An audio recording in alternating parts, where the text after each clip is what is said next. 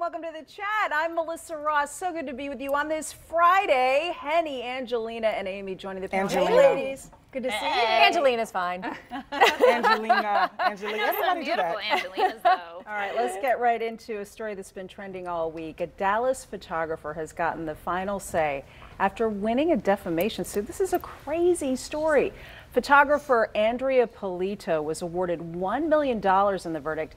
She says a couple defamed her online and on the air and forced her out of business. Now, the couple was unhappy over the handling, packaging, and charging of their wedding photos, so they took to social media and waged a huge campaign to voice their complaints.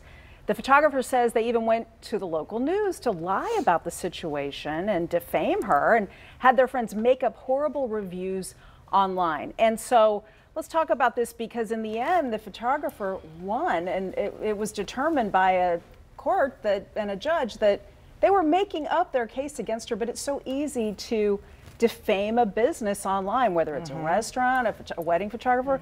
You can wage a campaign against anybody you've got a beef with. What do you guys think about that? This is a super reminder to let everybody know that social media can really ruin people, ruin careers, ruin lives, ruin reputations, ruin families, ruin relationships, ruin bank accounts. Everyone, I mean, it can really happen, and people don't really realize how strong their words are behind a computer. They can actually harm somebody to an extent where someone can win a final case over $1 million. But with that being said, I find this really interesting, though, because I know that her career was taken away from her, but now it's in super launch mode because she's been able to reignite her whole character, and now she's on tour. She's motivating speech, giving motivating speeches. She survived this ordeal, and she's got $1 million in her bank, or going. Hopefully, it actually does at a certain happen. point. They may not. She may not get that money, though, which I'm glad she rehabilitated herself, but for a lot of people that don't have the resources to fight something like this, it can ruin your life. It can ruin your business forever. And the bride in question here she was an influencer. She's a blogger, right? And so she got all fired up and decided to create this huge campaign to basically destroy another human being's livelihood. And what really struck me was the photographer said, I would go to my kids' school and drop them off, and I always felt so defeated, and I felt like such a failure. And I felt like I was carrying all this shame around, but she knew that she had done everything the right way. And so now she feels like even if she doesn't get the money, like she's justified. Now everyone knows it wasn't her.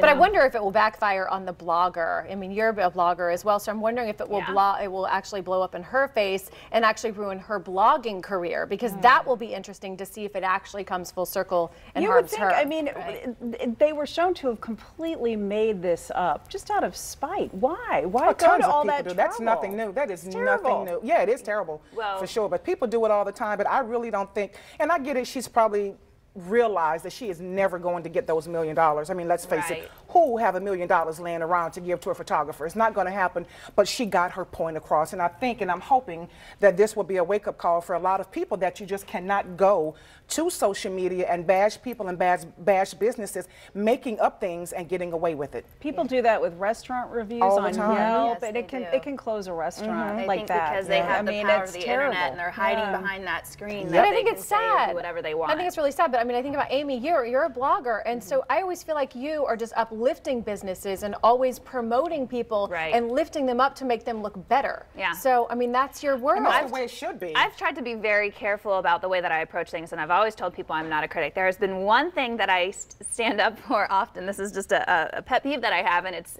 when I go into a family-friendly business and they don't have a changing table. And so I've spoken out about this before, but I never name names. I have done very mysterious selfies in bathrooms of question that some people have recognized, but I've tried to make a point not to bring a business down, but instead to encourage them and to be a voice to people when they need one. So not a critic, and I do think there's more power. Let's lift each other up. Yeah, use that power of social media to lift everybody up instead of breaking everybody down. Okay, well, we all know technology can get you into trouble if it's not used properly, but one mom is using the ways of the future to make sure that her daughter is where she's supposed to be. This mom, she actually wanted to know exactly where her 18-year-old daughter was while out with a friend on a Friday night, but instead of just texting to ask, the mom demanded proof in the form of selfies, and not just one selfie, but 4 selfies. The daughter posted the pics online with the caption, "I think it's safe to say my mom doesn't trust me." And I think this is really interesting. But some are they're actually criticizing her for being too controlling. So I'll say, let's ask the moms. What do you think? Would this be a helicopter mom? Yes. That's insane. I mean, you know, this reminds me of a story that we aired on my radio station just last week about summer camp. When moms send their kids to summer camp, the kids are ordered to give up their phones. And the kids, they are? A lot of summer camps that are like long, That's 6-8 good. weeks. That's good. The kids hand in the phones.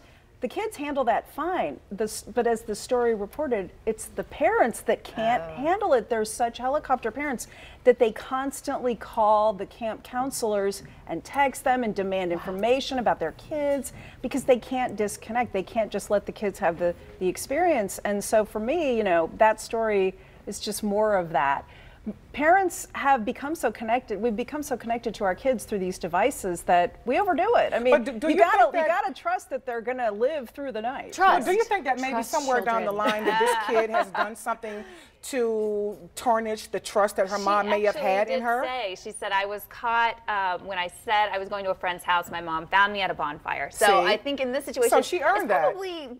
It depends on your kid, right? Exactly. And you know, my kid's sitting here in the background, and she's the queen not is quite at her table. old enough to have her own cell phone. But I will say, believe me, the badgering is coming any minute now. I am keeping that note in my notes. Okay, selfies, creative selfies. But don't you think, as a parent, your job is to love and protect a child? That is protection. Yeah, as a parent, your job is to love and to protect, not to trust your child. That's not your job. You know, I don't know if it's a trust issue. I think it's more of a, we all know it is absolutely no secret the world that we live in today is crazy.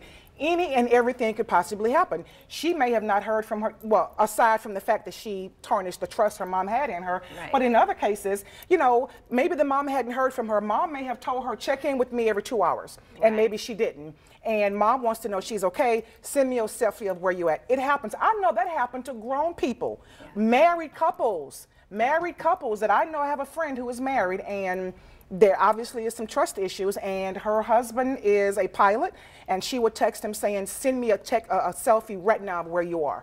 And most times she never get that. So that's a writing on the wall that he's lying, he's trifling.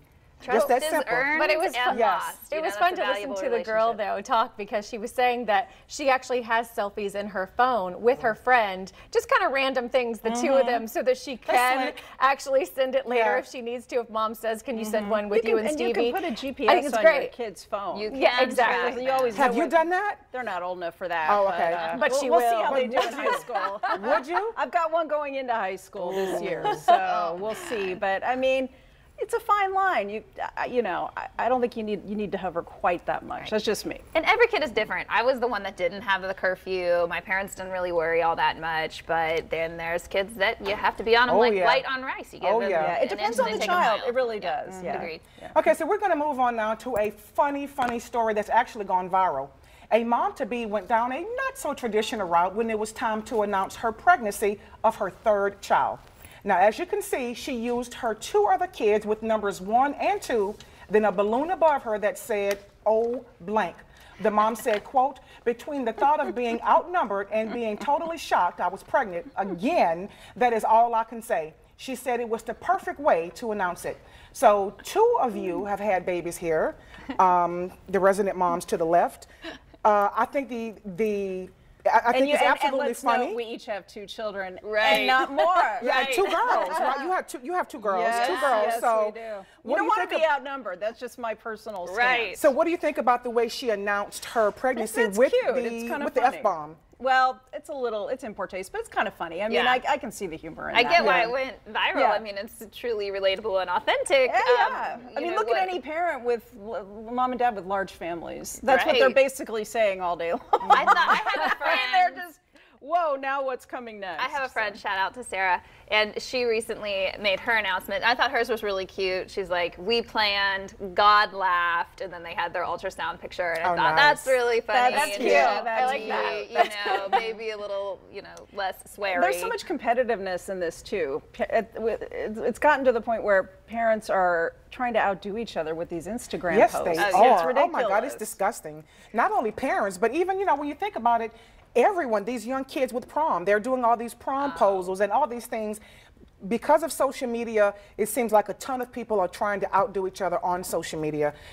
It's kind of unfortunate that this is where the world has turned. But since you two have had kids, were they planned? And if not, could you see yourself doing? Both of mine were planned. Okay. And yes, if there was an accidental one, I could see coming up with something cheeky and funny like that. Yeah. But I think it's just dependent on your audience, right? I think my family probably wouldn't appreciate that very much. But. Yeah, I think in a situation like this, you have to know, obviously this mom lives for herself and she isn't concerned about what either her parents or her husband's parents are going to think about it. She just did it. And that's what I love about her attitude towards it. She has to carry this baby for 9 months. She have to birth it. She have to pay for it, so she's not caring what anyone else says. She says, oh, blank. Depends on probably what number child you're on to. The first one, you know, I feel like you probably, it's a big announcement, it's a big deal. Oh, there's a world of difference between one and two. Then when you get to the accident, you're just like, whatever. With the first one, everything is a precious little pearl, and everything is so special. And with number two, it's like, here you go, kid. Oh, wow. Enjoy that sippy cup that just fell on the floor. With number one, you're frantically wiping it off. Yeah, that's why the second borns tend to be, I think, a little more well-adjusted than the first ones, because we're just more laid back. Right. With the second one, or the third or the fourth. So there you go. All right, coming up next, have you ever wondered what the mood is like during surgery? After the break, we'll tell you the surprising things surgeons are admitting to doing while they have you under the knife. That's right. We'll be right back.